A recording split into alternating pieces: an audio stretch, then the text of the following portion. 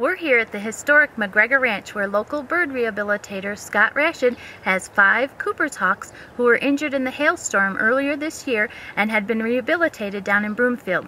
He brought them up here to MacGregor Ranch to release them into the wild.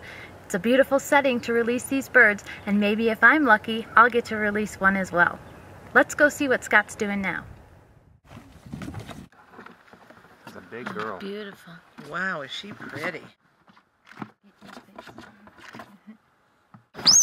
There she goes. Two. That's a big girl. So are these young birds? Yeah, the adults would actually be beautiful blue-gray. You can see the bone over the eye helps shade the eye from sunlight.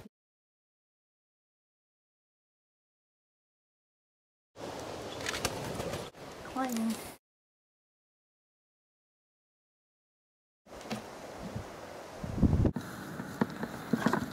Oh, look how perfect that beak is. Gorgeous. His hackles are up.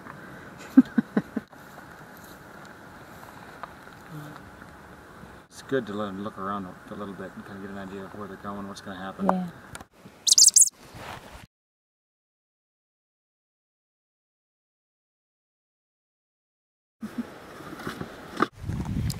You're free. Just calm down, relax, and you'll be fine. Make sure you got them. I got him. Oh, wow. The difference between them? She's a lot bigger than he is. Oh, okay.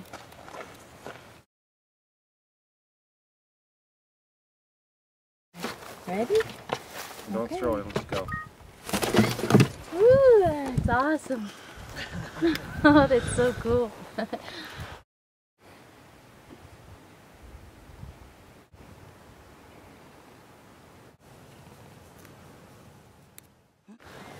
Rudder? I'm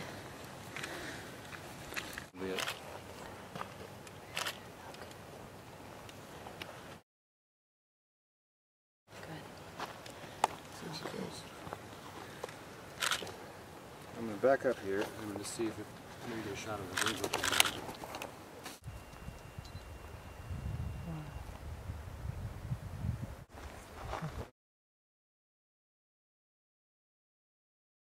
They just do really well in cities. People put up bird feeders and the birds are coming in, the ground squirrels, the chipmunks, and that's a perfect food source for these birds.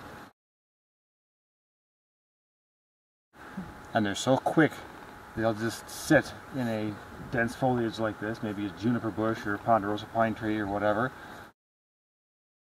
Female being larger than the male can tackle things, magpies, crows, rabbits, pheasants, ground squirrels of various sizes, and the male being a little smaller is going to take things like maybe house finches, American robins, red squirrels, you know, things of that nature. And so both boy and girl being different sizes can then hunt the same area without really competing against each other for food.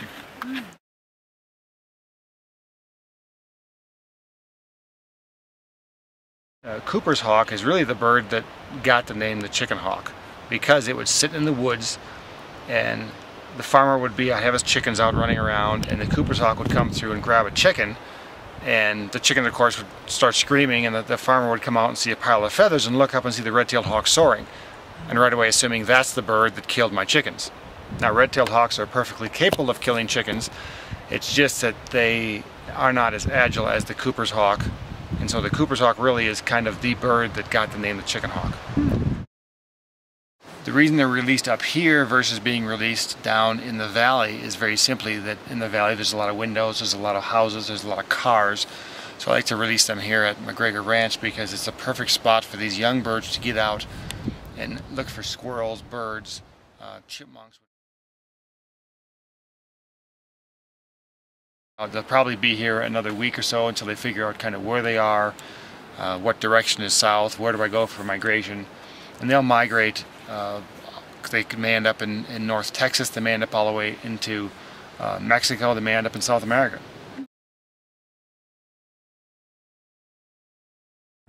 That was exciting to be a part of that bird release. What a beautiful experience, and the birds have a beautiful new place to live. I'm Chris Hazelton with the Estes Park News.